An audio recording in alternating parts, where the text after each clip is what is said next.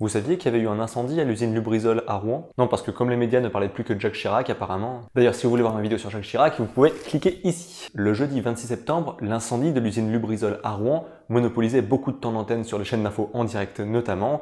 L'incendie qui avait commencé dans la nuit était du coup sur toutes les chaînes dès le matin. À partir de midi, avec l'annonce du décès de Jacques Chirac, cette info, elle a été effectivement reléguée au second plan. Les nécrologies à son égard étaient prêtes depuis plusieurs années, puisqu'il y avait eu par le passé des rumeurs sur le décès de l'ancien président de la République, des rumeurs qui naissaient notamment quand il était hospitalisé. C'est pour ça que 5 minutes après l'annonce officielle, on a déjà des reportages tout prêts à la télé ou des articles qui font 6 pages de long sur internet. Avec 40 ans de carrière, c'est un homme politique qui a compté sur la scène médiatique et politique et qui a forcément influencé la vie d'une majorité de Français.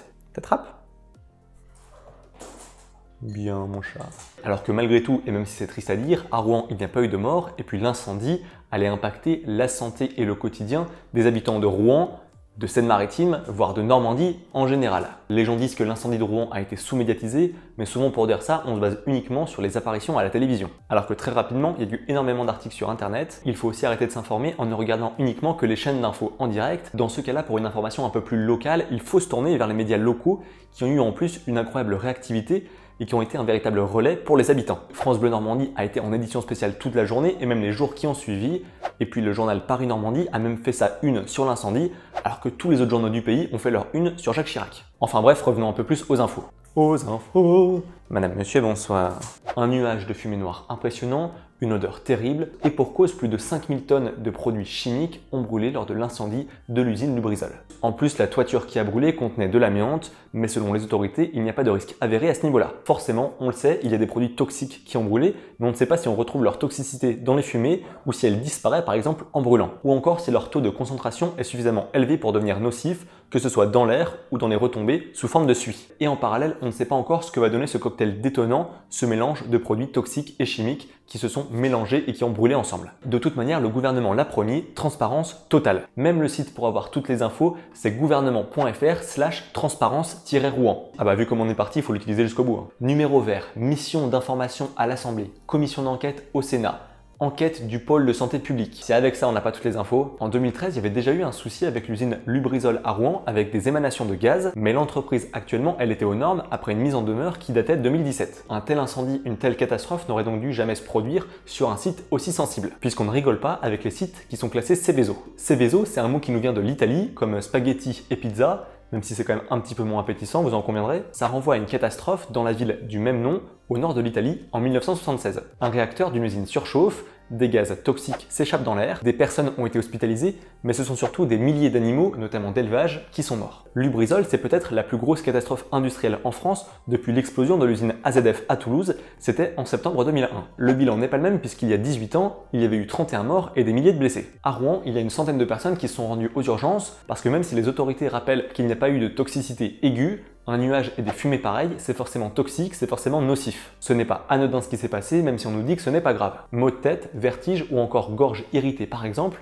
c'est la faute aux hydrocarbures qui ont brûlé et qui sont aussi responsables de cette mauvaise odeur qui se disperse peu à peu. Et en dépit des images qui tournaient sur les réseaux sociaux, d'eau noire qui sortait du robinet, on nous assure que l'eau est bel et bien potable. Après dans le doute, on peut boire de la Rosana. Hein. Vous connaissez Rosana? J'en suis pas si sûr. Après certains diront que c'est ce qu'on veut nous faire croire, que c'est un complot. Ce qui change en fait par rapport à AZF ou même à Seveso, c'est que maintenant il y a la puissance des réseaux sociaux. Les gens s'indignent, partagent, commentent, relaient des contenus anxiogènes qui contiennent parfois même des fausses informations. On a plus envie de croire une info alarmiste qui colle à notre sens de la perception de la réalité, puisque forcément la fumée et les nuages et les flammes, c'était quelque chose d'assez impressionnant, donc c'est forcément grave selon nous. Et puis ça permet aussi de critiquer le manque de communication, voire l'omerta qui est faite par le gouvernement sur ce genre d'affaires. On fait encore notamment référence à la catastrophe de Tchernobyl, avec cette rumeur tenace, comme quoi on aurait dit que les nuages radioactifs s'arrêteraient pile à la frontière de la France.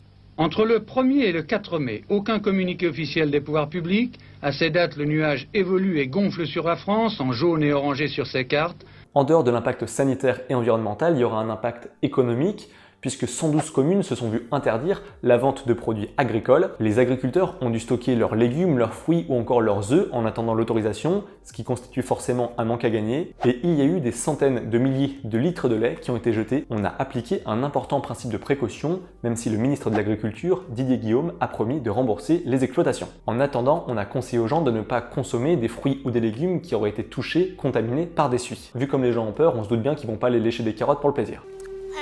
Quoi de neuf, docteur? On a aussi les commerces du centre-ville qui ont été désertés et certains ont vu leur chiffre d'affaires baisser de 30%. En tout cas, le préfet a annoncé que Lubrizol était responsable et devra assumer financièrement. Le principe du pollueur-payeur. Ah bah là, les assurances, elles vont tirer un petit peu la gueule, c'est pas comme quand tu rayes la portière de la Twingo, c'est sûr. D'ailleurs, Lubrizol appartient à Warren Buffett, le 3e homme le plus riche du monde. Une entreprise avec une soixantaine d'usines dans le monde, une croissance d'environ 8% et un chiffre d'affaires de 6,8 milliards de dollars. On n'est pas à plaindre. Une voiture sur 3 roulerait avec des additifs Lubrizol, on en retrouve notamment dans l'huile de moteur. Par le passé, apparemment, Warren Buffett a insisté pour payer plus d'impôts et pour donner de l'argent à des associations caritatives. Du coup, qui sait, il va peut-être faire un petit chèque pour aider les personnes qui ont été impactées par cette catastrophe de grande ampleur.